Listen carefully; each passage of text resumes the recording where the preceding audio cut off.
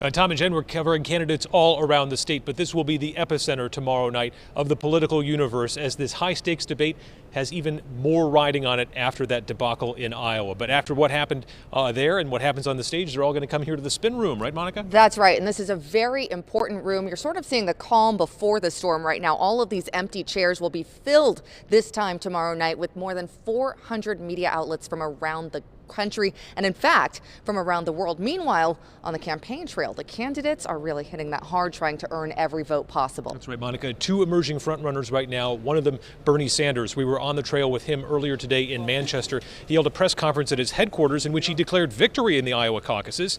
He says when the final tally comes out, he expects to be in the lead in terms of the total number of caucus goers who supported him by a margin of 6,000. Now that's a different metric than the one being used by Pete Buttigieg, who declared victory based on the number of state delegates that he won in the contest. But that's your emerging top two right now. And today when we spoke with Senator Sanders one-on-one, he previewed a line of attack we might hear him use on the debate stage against the former South Bend mayor.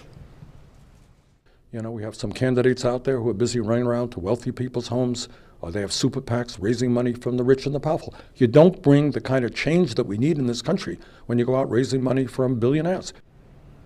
And while the former South Bend mayor, Pete Buttigieg, is claiming victory in Iowa, he knows that may not mean much here in New Hampshire. That's why he is speaking with voters today here in New Hampshire. In Merrimack, he commended Granite Staters for taking their role so seriously and promised to keep fighting for votes all the way up to primary day. Knowing that New Hampshire has that thumb on the scale as a state so early in the process. I see it.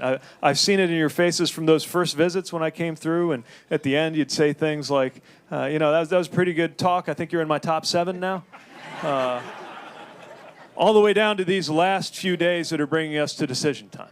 And the importance of making sure that we are ready to win and making sure that we are ready to lead once we do. And of course, we'll hear more from Pete Buttigieg tomorrow night during that debate. And afterward, when all the candidates come here to the spin room to speak with WMUR and various media outlets from around the world. So far, 7 candidates will have qualified to be on that debate stage tomorrow night. Tom and Jen, there will be a lot riding on this debate.